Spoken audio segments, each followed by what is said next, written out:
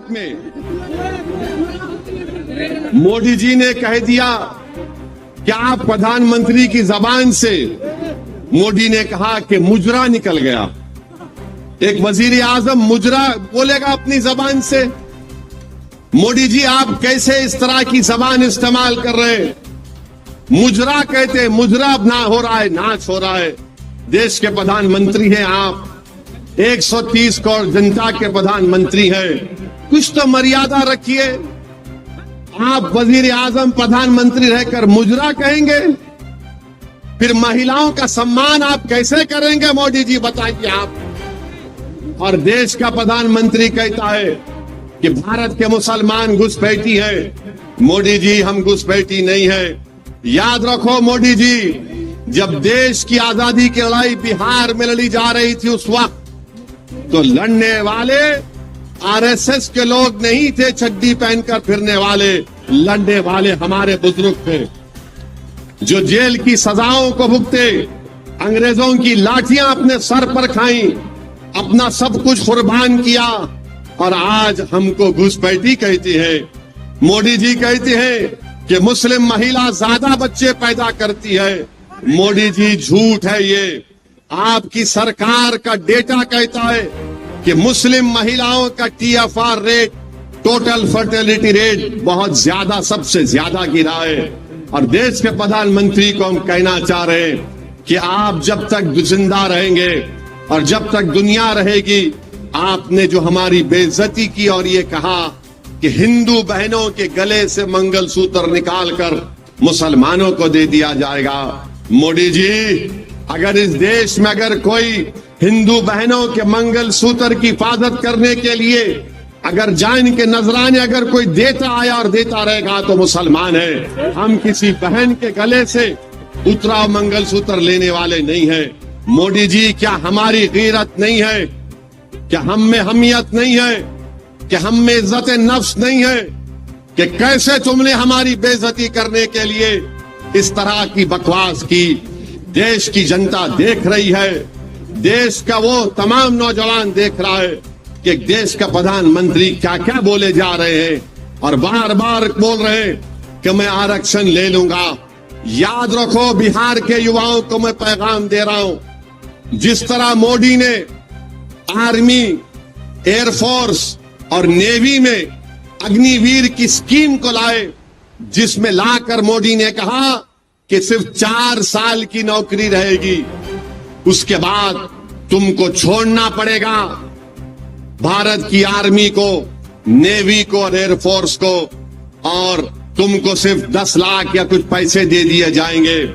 वो नौजवान जो देश की आर्मी और एयरफोर्स में जाना अपने गांव के लिए एक बाइज़ इज्जत और फख्र महसूस करता था, मोदी ने उसको 4 साल कर दिए।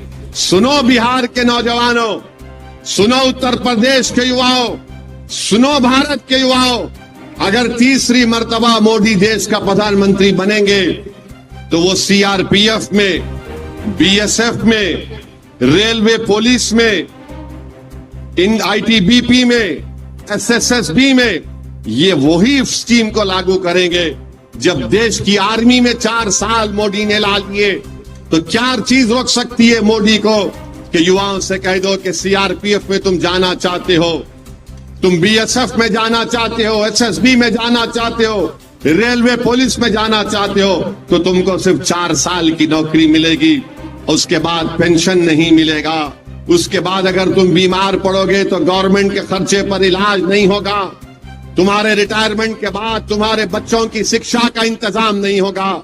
इसीलिए नौजवानों, युवाओं, मैं तुमसे अपील कर रहा हूं कि देख समझ कर अपने वोट का इस्तेमाल करो। अगर तुम बीजेपी का साथ दोगे तो तुम अपनी बर्बादी को दावत दे रहे हो। नौजवानों, अगर दोबारा तीसरी मर्तबा देश का प्रधानमंत्री मोदी बनेगा तो नौजवानों, तुम्हारा मुस्तकबिल खराब हो जाएगा, तुम्हारा कोई मुस्तकबिल नहीं होगा। क्या होगा देश में कि मस्जिद और मंदिर के नाम पर लड़ाया जाए, मस्जिद और मंदिर के नाम पर लड़ाया जाए, और बीजेपी उस पर अपनी रोटी सेकते रहेगी और सत्ता को हासिल करते रहेगी। इस देश में सबसे बड़ा मुद्दा हिंदू मुसलमान नफरत से ज्यादा बेरोजगारी का है, महंगाई का है। बताओ क्या हो रहा है? ना रोजगार है, ना महंगाई कम हो रही है। और मोदी जी से आप बोलेंगे तो मोदी जी बोले, अगर आप जाकर पूछेंगे बीजेपी आरएसएस मोदी से कि ओवैसी ने अपने भाषण में कहा कि बेरोजगारी बहुत बड़ा मुद्दा है, तो मोदी बोलेंगे वो लाख डाल देंगे, लाख डाल देंगे, उसको लाख डाल देंगे। मोदी जी आपने 500 रुपए की नोट, 1000 रुपए की नोट जो गायब कर दी आपने, उसमें कई छोटे छोटे कारखाने हमेशा के लिए बंद हो गए, फैक्ट्रीज बंद हो चुकी हैं। मगर मोदी को उसकी लाख डालने की फिक्र नहीं है। मगर मोदी जी सत्ता में आने के लिए नौजवानों को ये पैगाम दे रहे हैं। तो मेरी आपसे अपील है कि आप 1 तारीख के दिन सुबह के वक्त में निकलकर अपने एक वोट का इस्तेमाल करिए। यकीनन गर्मी बहुत रहेगी, यकीनन गर्मी बहुत है, मगर मैं अपने बुजुर्गों से, हमारी माँ और बहनों से कहना चाहूंगा, ये गर्मा का मौसम है। 1 महीने के अंदर बारिश शुरू हो जाएगी तो गर्मी के मौसम में कमी आएगी। मगर अगर हमारे इस देश में जो गर्मी है वो नफरत की गर्मी कैसे खत्म होगी? बेरोजगारी की गर्मी कैसे खत्म होगी? महंगाई की गर्मी कैसे खत्म होगी? जो हमारे बुजुर्गों की आंख में आंसू हैं, हमारी माएं परेशान है अपने बच्चे और बेटियों के मुस्तकबिल को सोच सोच कर। तो मैं आपको पैगाम यही देने आया हूं कि इस मौसम की गर्मी को मत देखिए। इस देश की नफरत की गर्मी को खत्म करने के लिए हम आपसे अपील कर रहे हैं कि 1 तारीख के दिन आप काराकाट से और बक्सर से हमारे उम्मीदवारों को कामयाब करिए, पतंग छाप पर बटन दबाइए और इंशाअल्लाह ताला पाटलिपुत्रा से भी, क्या नाम है, जनाब फारूक रजा साहब को भी कामयाब करिए। लालू जी आपने वीडियो बनाया था ना 26 तारीख को, हम कल जा रहे हैं पाटलिपुत्रा को। और लालू जी याद रखिए, हम आपका कर्जा नहीं रखेंगे बाकी इंशाअल्लाह ताला। बहुत कर्जे आपके हम पर है लालू जी। तेजस्वी तुम्हारे भी बहुत कर्जे हम पर है। 4 तुमने हमारे विधायक को खरीद लिया, अभी तो कर्जा उतारेंगे तेजस्वी, बहुत दर्द होगा तुमको, बहुत दर्द होगा। तुमने हमारे 4 विधायकों को, उन जमीर बेचने वालों को तुमने खरीद लिया था ना। अब हम तुमको बताएंगे कैसा काम होता है। आपसे हम एक ही अपील कर रहे हैं कि आप किसी की गुलामी मत करिए।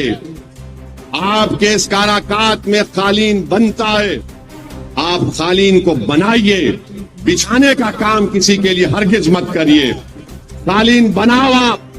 अल्लाह ने आपके हाथ में फन दिया है।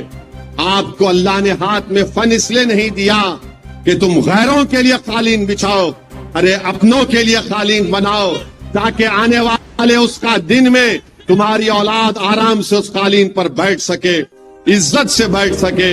मेरी आपसे अपील है कि हमारी बहन प्रियंका के हक में 1 तारीख को, 1 जून को पतंग छाप पर बटन दबाकर उनको अपना नया MP बनाइए। ददन पहलवान को बक्सर से, ये सेक्युलर आदमी है, ये बड़ा अटल आदमी है, जिद्दी आदमी है, ये अपने उसूलों पर कॉम्प्रोमाइज नहीं करने वाला है। तो यही चंद गुजारिशात हम आपको बोलने आए हैं, आपसे रखने आए हैं। हम उम्मीद करते हैं कि आप हमारी इन बातों पर गौर करके